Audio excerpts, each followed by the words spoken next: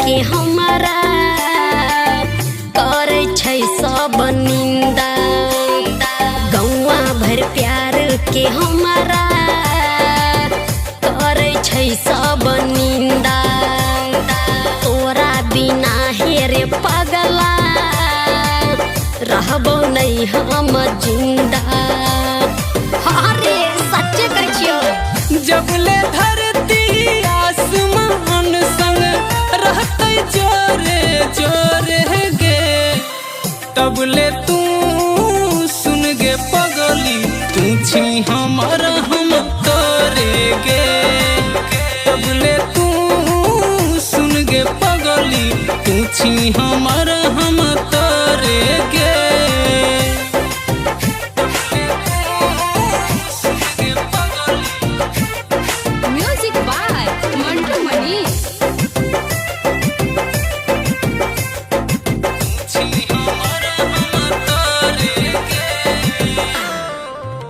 आगे जानो से ज्यादा चाहे छियो तोरा, करते नहीं कोई अलग गे। प्यार अधूरा के करबही जे पूरा, चाहे जाहे दुनिया लग गे। चाहे जाहे दुनिया लग गे, जानो से ज्यादा चाहे छियो तोरा, करते नहीं कोई अलग गे।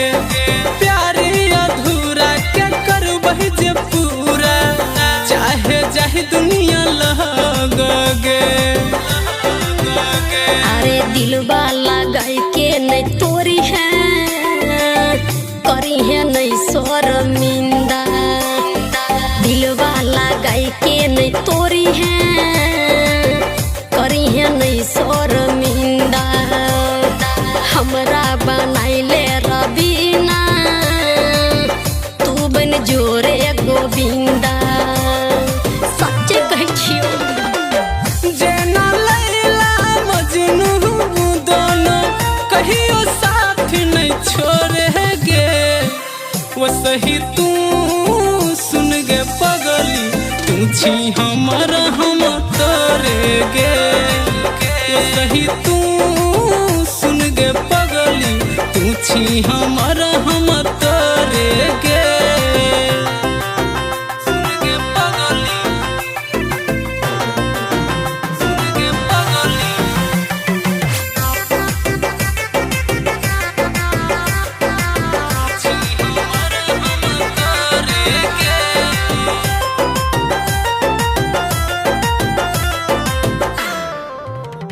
गे तोरे के दुल्हन बनई बहु गे जानू, चाहे चल जैते जहान गे।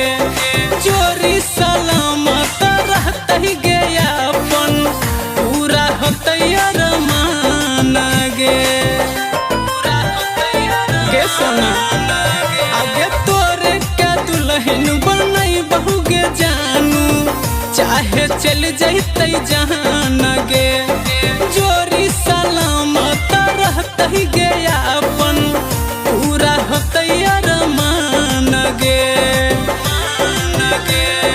कहै छौ रे सुन ले भारती, प्यार नहीं तू भूलई है।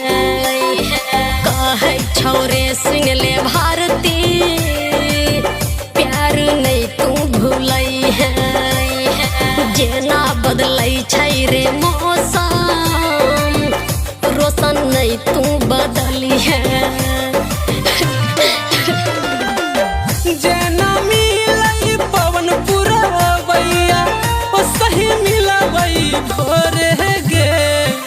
जिंदगी भर सुन गे पगली तू छी हमर हम तोरे गे। जिंदगी भर सुन गे पगली तू छी हमर हम